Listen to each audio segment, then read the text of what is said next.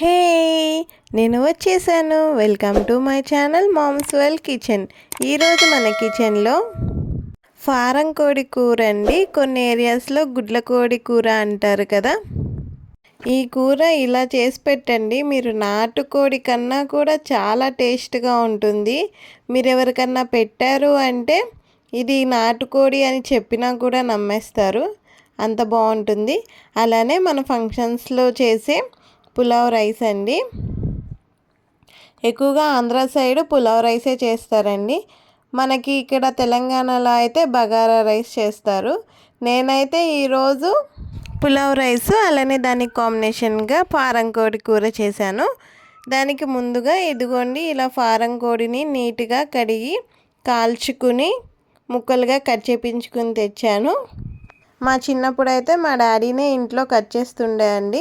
అప్పుడు స్కిన్ను మంచిగా కాల్చేవాళ్ళు, తినడానికి చాలా టేస్ట్గా ఉండేదండి. మీలో ఎవరైనా తినేవాళ్ళ? బయట నుంచి తెచ్చాం కాబట్టి ఇది తినలేమండి. ఇప్పుడు ఇందులోకి 2 స్పూన్స్ కారం వేసానండి. అలానే 1/2 కేజీ లివర్ గిజెడ్ తీసుకున్నానండి. ఈ రెండు కలిపి వండితే కూర చాలా టేస్ట్గా వస్తుంది. మీరు కూడా ఒకసారి ట్రై చేయండి. ఇష్టం లేకపోతే ఓన్లీ ఫారం కోడి మాత్రమే వేసుకుని వండుకోండి. ఇందులోకి 2 స్పూన్లు ఉప్పు, 2 స్పూన్ల కారం, అలానే 2 స్పూన్ల అల్లం వెల్లుల్లిపాయ పేస్ట్ కూడా వేసుకుని మొత్తం బాగా కలిసేలాగా మసాలాలన్నీ ముక్కలకి పట్టేలాగా బాగా కలుపుకోండి. ఇలా కలుపుకున్న తర్వాత చికెన్ని ఒక 10 నిమిషాల పాటు పక్కన పెట్టుకోండి. ఇప్పుడు గుడ్లు అవి వేరుగా ఇస్తారు కదండి, అందులో కూడా 1/2 స్పూన్ కారం, 1/2 స్పూన్ ఉప్పు వేసుకుని మొత్తం బాగా కలిసేలాగా కలుపుకొని దీన్ని కూడా ఒక 10 నిమిషాల పాటు పక్కన పెట్టుకోండి. ఇప్పుడు స్టవ్ ఆన్ చేసుకుని కడాయిని పెట్టుకుని మంటని మీడియం ఫ్లేమ్లో అడ్జస్ట్ చేసుకోండి. ఇప్పుడు ఇందులోకి 3 టేబుల్ స్పూన్ల ఆయిల్ని వేసుకుని అలానే సన్నగా కట్ చేసుకున్న 2 పెద్ద సైజు ఉల్లిపాయ ముక్కలు, మధ్యలోకి చీల్చుకున్న 4 పచ్చిమిర్చి ముక్కలు కూడా వేసుకుని మొత్తం 2 నిమిషాల పాటు ఫ్రై చేసుకోండి. 2 మినిట్స్ తర్వాత 2 కరివేపాకు రెబ్బలు కూడా వేసుకుని అవి కూడా ఫ్రై అయ్యేలాగా ఫ్రై చేసుకోండి. ఈ ప్రాసెస్ అంతా మీరు మంటని హై ఫ్లేమ్లో పెట్టుకుని కూడా చేసుకోవచ్చండి. ఆనియన్స్ గోల్డెన్ బ్రౌన్ కలర్ వచ్చిన తర్వాత గుప్పెడు పుదీనా కూడా వేసుకుని అలానే మనం మ్యారినేట్ చేసి పెట్టుకున్న చికెన్ మిశ్రమాన్ని కూడా వేసుకుని మొత్తం బాగా ఒకసారి కలుపుకోండి. ఇప్పుడు మాత్రం మంటని ఖచ్చితంగా హై ఫ్లేమ్లోనే పెట్టి 5 నిమిషాల పాటు చికెన్ని కలుపుకుంటూ ఫ్రై చేసుకోండి. ఇలా ఫ్రై చేయడం వల్ల ముక్క అన్నది జ్యూసీగా వస్తుంది. ఇలా మొత్తం కలుపుకుని దీనిపైన మూతను పెట్టుకుని చికెన్లో వాటర్ వచ్చే వరకు కుక్ చేసుకోండి. చికెన్లోని వాటర్ అన్నీ ఎగిరిపోయినాయి కదండి. ఇప్పుడు ఇందులోకి 1/2 స్పూన్ పసుపు, 2 స్పూన్ ధనియాల పొడి, 1 స్పూన్ జీలకర్ర పొడి కూడా వేసుకుని మొత్తం బాగా కలిసేలాగా కలుపుకోండి.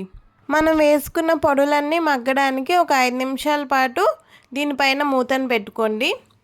5 నిమిషాల తర్వాత ఇందులోకి నేను 4 టమాటాలని పేస్ట్ లాగా పట్టి వేసుకుంటున్నానండి.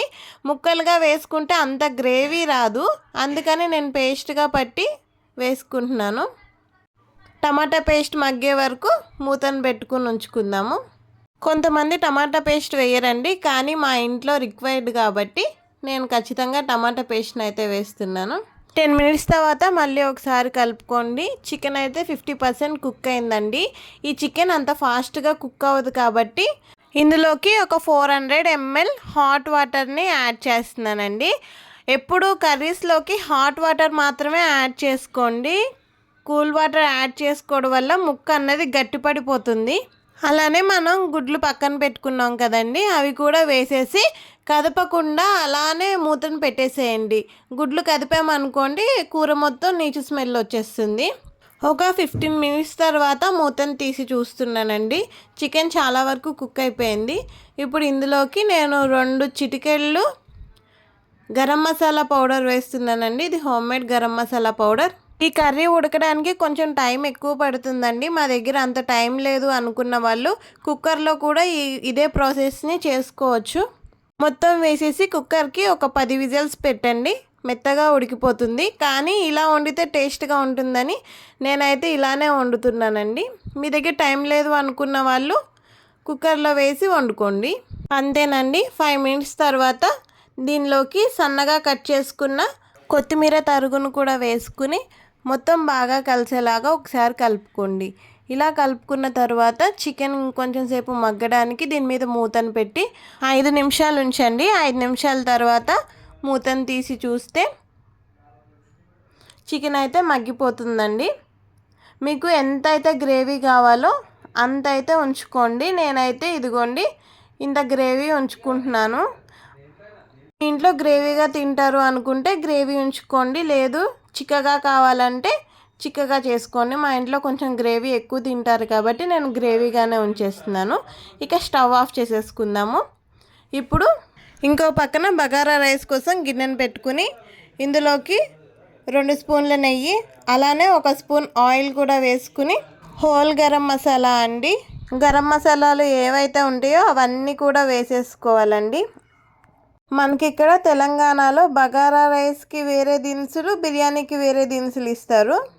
కానీ పులావ్లో అయితే అన్ని రకాల మసాలా దినుసులు వేసేసుకోవాలి.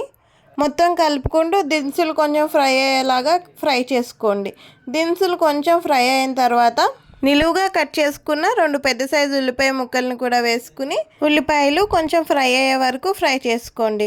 ఉల్లిపాయలు లైట్గా ఫ్రై అయిన తర్వాత ఇందులోకి చీల్చుకున్న 4 పచ్చిమిర్చి ముక్కలు, అలానే ఒక 2 రెబ్బల కరివేపాకు కూడా వేసుకుని వీటిని కూడా ఫ్రై చేసుకోండి.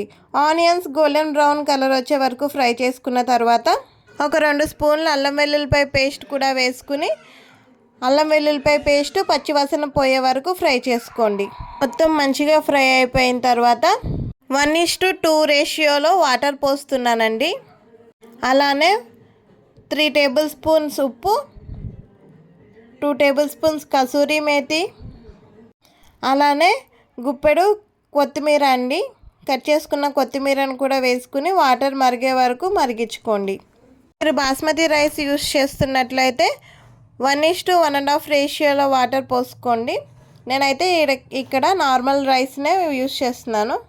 వాటర్ మరిగిన తర్వాత ఒకసారి బాగా కలుపుకొని ఇందులోకి అరగంట పాటు ముందుగా నానబెట్టుకున్న రైస్ని వేసేస్తున్నాను. రైస్ నానబెట్టుకోవడం వలన మనకి పులావు ఫాస్ట్గా కుక్ అయిపోతుందని నేను ముందుగానే నానబెట్టుకున్నాను. నాకైతే పులావ్ మొత్తం 10 మినిట్స్లో రెడీ అయిపోయిందండి. ఇలా హై ఫ్లేమ్లోనే పెట్టుకుని మూత పెట్టేసుకోండి. ఒక 5 మినిట్స్ తర్వాత చూస్తే ఇలా లైట్గా కింద వాటర్ ఉన్నాయండి.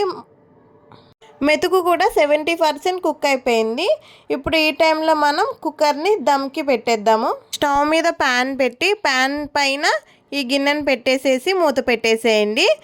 లేదు అంటే మీ దగ్గర కరెంట్ కుక్కర్ ఉంటుంది కదా, ఇది కరెంట్ కుక్కర్ గిన్నెనండి.